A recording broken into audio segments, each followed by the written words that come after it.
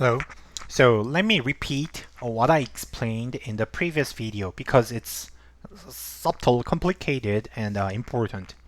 So what I did here is we are considering how, uh, how to ban, like how much we ban, or what is the threshold, how to make a threshold to ban abusers. And our idea is to collect innocent customers to think about the ranking, like innocent customers, and think about the ranking of suspiciousness. Because so if you collect a group of customers, innocent customers who made 5 reservations, then you can calculate the probability distribution. And from this point, from this group, like that, the most suspicious, second most suspicious, third most suspicious. In that way, you can rank the most suspicious to the least suspicious among within this group. And we can do the same thing for another group of innocent customers who made 100 reservations. From the very most, like the most suspicious, who canceled 100 out of 100, and the least suspicious, who did not cancel at all. And then the ranking can be represented by their probability. Probability at this point and above. The probability of that customer, including who are more suspicious, right, is the rank, right? So so that means here customer B is at 1.12% rank. That means if you're going to ban 2% of customers, then customer B will be included, right? However, customer A would not be included within 2%, right? 2% does not include customer A, but customer B is included. Therefore, as I said, the smaller the probability is, the more suspicious. It's like at the top of the rank.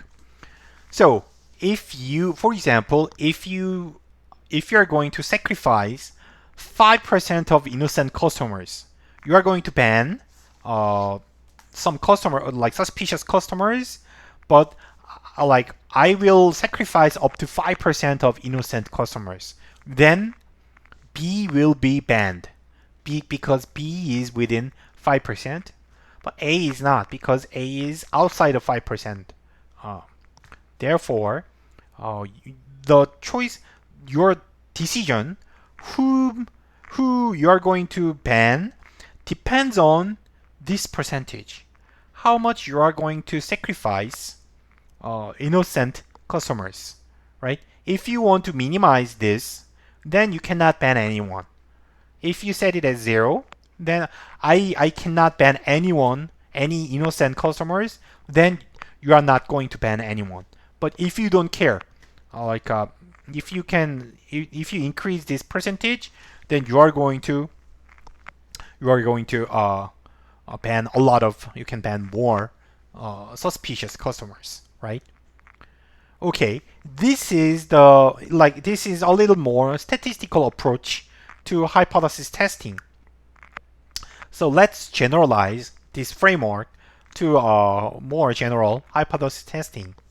So first, we have to define testing hypothesis in terms of statistical notation, right? So we are going to, our example can be interpreted this way. The null hypothesis is that the customer is not an abuser, so innocent. The customer is not abusing the policy, but the alternative is an abuser, right? So think about this structure.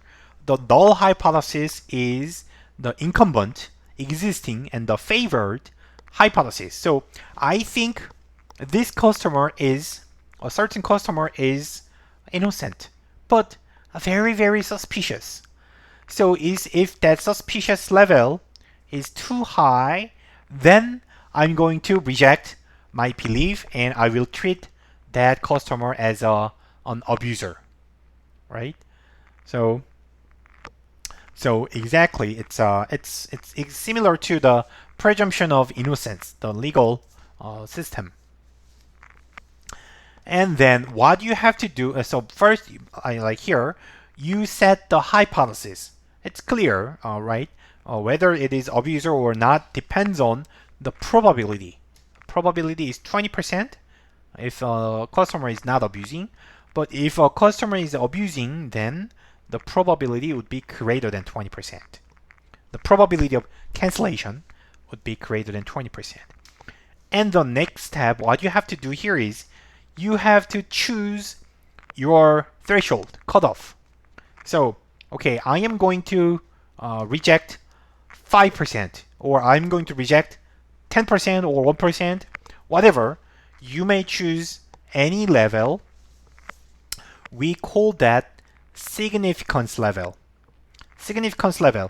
The reason why the name, this name, I'm not sure why it's named as significance level, but my understanding is that, so for example, this probability is very small. The probability of 100%, the probability that customer cancels 100 out of 100 times is really, really insignificant, right? So 0.00000% is insignificant. And then how about 0.001%? How about 0.01%?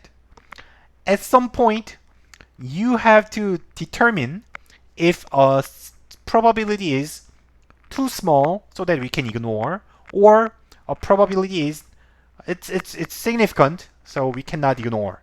So that threshold is the significance level. So it's the probability we are going to sacrifice. So that level is significance level, and usually 1%, 5%, and 10% are used. By the way, remember these numbers are the common numbers for the error probability of a confidence interval. So in some sense, the hypothesis testing is a parallel structure, has a parallel structure to the confidence interval. Later we are going to study that, and those percentages, those probabilities are closely related to the confidence levels.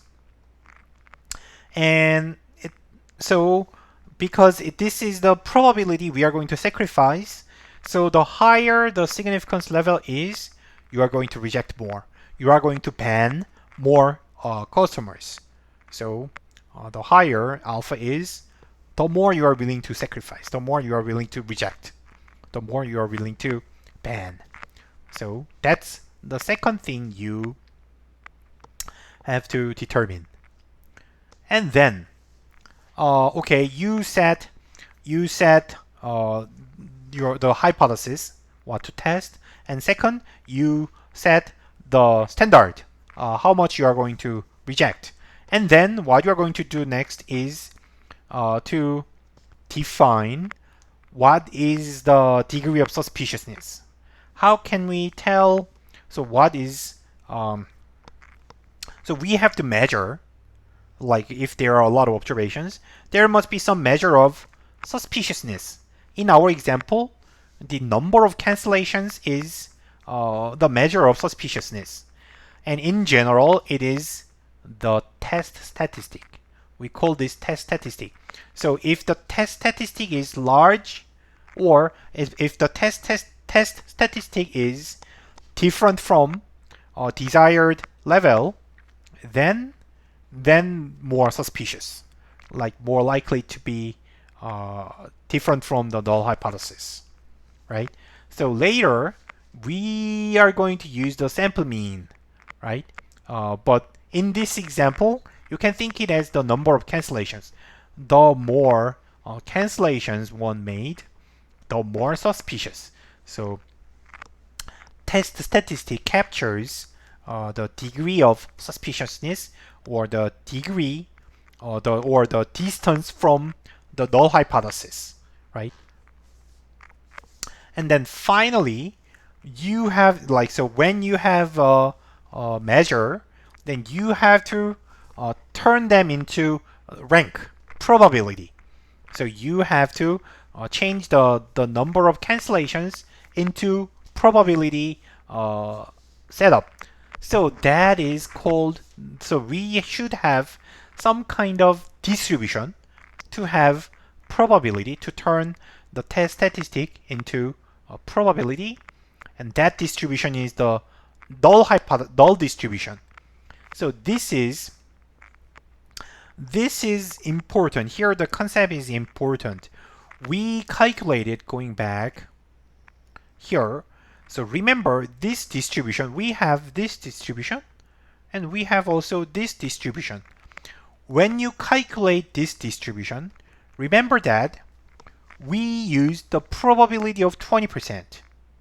So I assumed that everyone is innocent. If everyone is not abusing the policy, what would be the distribution of the cancellations, number of cancellations? So we obtained this, and then we calculated the probability, the ranking as a probability. And similarly, we calculated this binomial distribution using the probability of 20%. So 20% is the probability we use, so it's peaked at 20. So, however, if, as I said, if you are an abuser, if a customer was an abuser, the probability would be higher than 20%. But we do not consider that. We do not use that when you calculate the ranking, when you calculate how suspicious a customer is, because conceptually we are going to assume we believe the null hypothesis until it is proven wrong, right? We believe that everyone is innocent until they are proven to be wrong, or they are too much suspicious that we cannot believe them anymore, right? So maybe from this philosophical basis, we calculate the distribution, assuming the probability implied by the null hypothesis, right? So, like, I believe that everyone was innocent, but there are some extreme guys, so I'm going to trim that out. That's what we do in this step.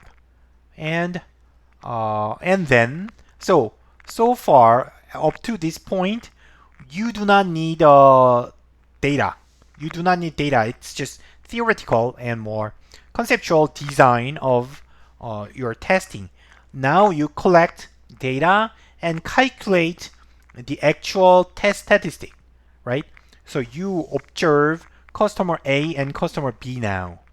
Previously, you only have a distribution, and now fit data, like you observe the customer and fit the customer, locate the customer within the probability and calculate his ranking. And his ranking, the ranking is called p-value. P-value, this is you may think it as the probability of more suspicious or less likely values of the test statistic. So it's conceptually also confusing. So we had a distribution. Let's see this again. We had a distribution. Here so far, this distribution is a theoretical calculation. We could calculate binomial distribution without having any data. And to this distribution, we bring an observation. Customer B. He is one observation, and he is here. He is located here. And then you calculate this probability. This probability is the probability of those who are more suspicious than this observed customer, which is 1.12%. This probability was interpreted as a ranking of suspiciousness. right? In statistics, we call that probability as the p-value. You may have heard about this. P-value is one of the most misunderstood and most confusing concept in statistics. So that is, the smaller the more rigorously, it is the probability of less likely values than what you observe, right? So S is your observation, and T is the test statistic, right? So in our example, p-value is the probability of customers who canceled more than 30 times, right? The probability of innocent customers who canceled 30 times or more out of 100, right? That's p-value. So the smaller the p-value is, that means the ranking, the suspiciousness ranking is going up, right? If the p-value is 1%, that means your observation is top 1% suspicious, right? If the p-value was, say, 20%, then it's only top 20% suspicious. So the smaller the p-value is, the more likely, the more suspicious, the more unlikely the observation is generated from the null hypothesis.